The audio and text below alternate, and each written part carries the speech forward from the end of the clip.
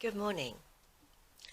In Matthew 6 and verse 24, Jesus said, "No one can serve two masters. Either you will hate the one and love the other, or you will be devoted to the one and despise the other. You cannot serve both God and money." Now, Barnes' notes on the Bible refers to a previous verse, 19 to 21, where Jesus said, "Do not store up for yourselves treasures on earth where moth and rust destroy." He said instead, "Store up for yourselves treasures in heaven, because where your treasure is, there your heart will be also." So, says Barnes' notes, the servant of God cannot at the same time obey him and be avaricious or greedy, or seek treasures supremely on earth. Now, what's prompted this video on my part is the governing body's activities at wherever they are at the moment. Each governing body member has control of a department.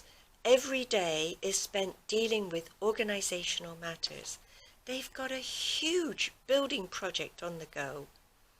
Now, the early Christian apostles, when organizational things, such as making sure that the Greek widows had enough to eat and had enough supplies, they gave that job to somebody else. And the early apostles spent their days examining the scriptures and disseminating it for others. But the governing body members are so wrapped up in organizational matters, how at the end of the day can they possibly devote time to spiritual matters? They'd be exhausted. Not only that, but this building project needs a lot of money, and they've had to ask for money, and they've got a lot of money, and that upsets me badly. So are they, as Jesus said, serving God or money? Now, there are other things that we can serve which detracts from our worship of God. In Galatians 1 and verse 10, the Apostle Paul said, "Am I now trying to win the approval of human beings or of God? Am I trying to please people? If I were still trying to please people, I would not be a servant of Christ." I think it behooves all of us to try to stand on our own feet with regard to spiritual matters. If all you do is read the Sermon on the Mount, Matthew 5 to 7, and try to apply that, then we will begin to stand on our own feet and won't have to rely on men to direct us, but rather Jesus Christ will direct us in the right way. But we don't want to be pleasing the governing body, rather pleasing God.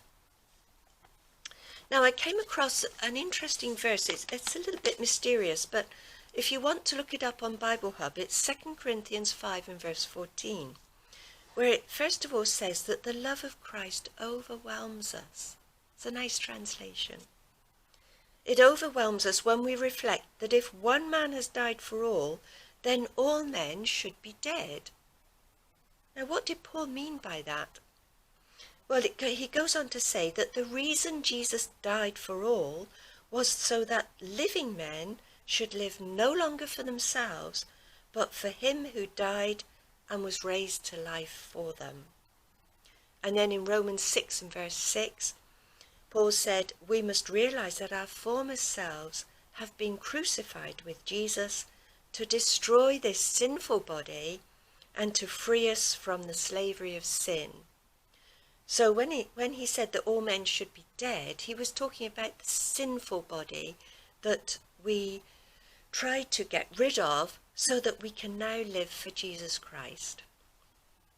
So there are three things then that can, well, there are many more, of course, that can distract us from serving Christ. There's money. We don't want to please people rather than God.